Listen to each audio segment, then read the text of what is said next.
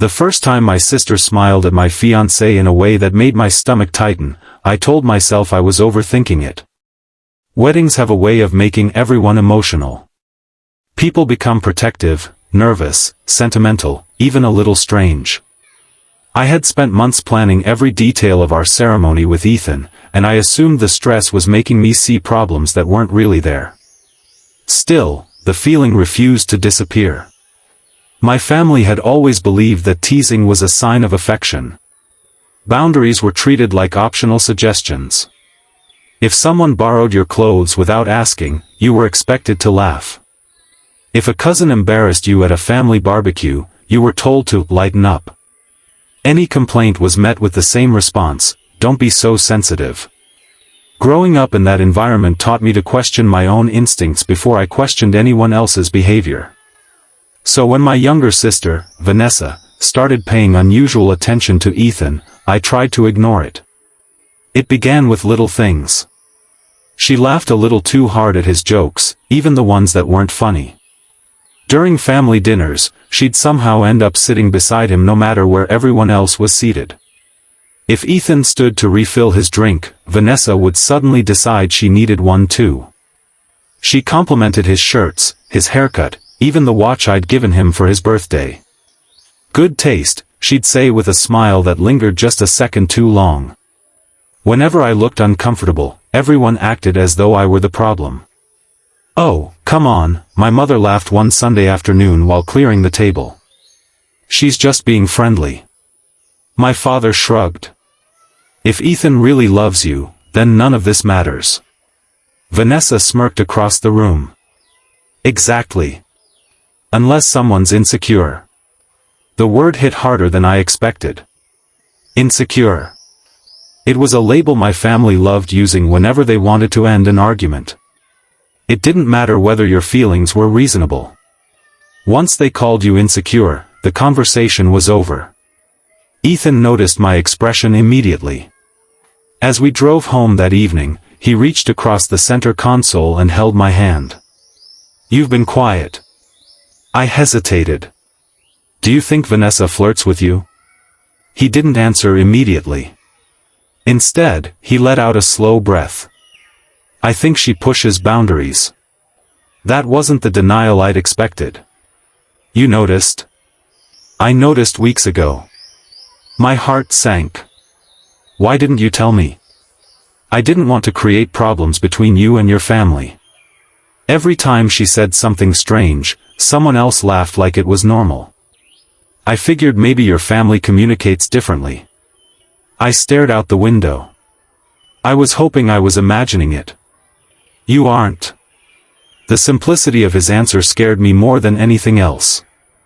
Over the next few weeks, Vanessa became bolder. She texted Ethan directly instead of using the family group chat. She sent him photos asking which dress looked better. She asked him for guy advice.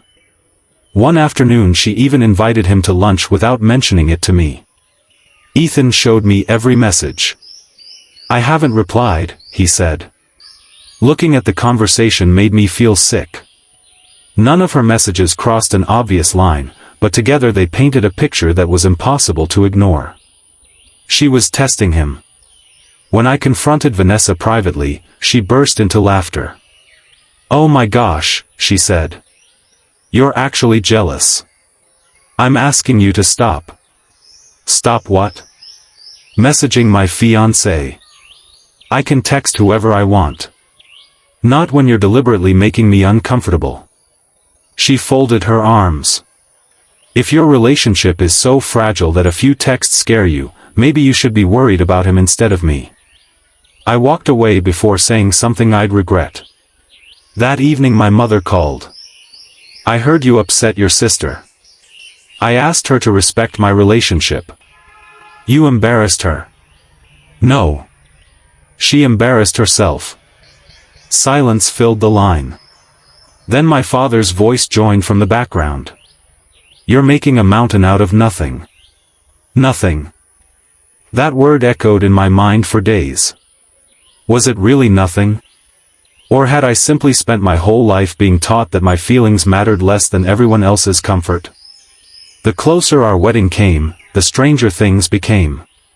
Vanessa suddenly volunteered to help Ethan choose his tuxedo. She offered to drive him to appointments. She insisted on helping him write his vows. Each suggestion sounded innocent by itself. Together, they felt calculated. Ethan politely declined every offer. That only seemed to encourage her. One Friday evening we attended my grandmother's birthday dinner. Halfway through dessert, Vanessa stood up and announced, "I have an idea." Everyone looked at her. She smiled. "I think Ethan should spend one whole day with me." I frowned. "What?" She looked directly at me.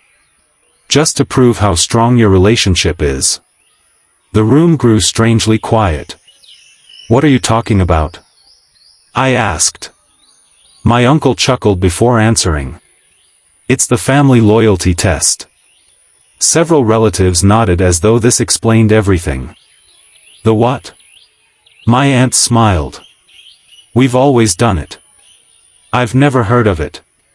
"That's because you've never brought someone serious home before."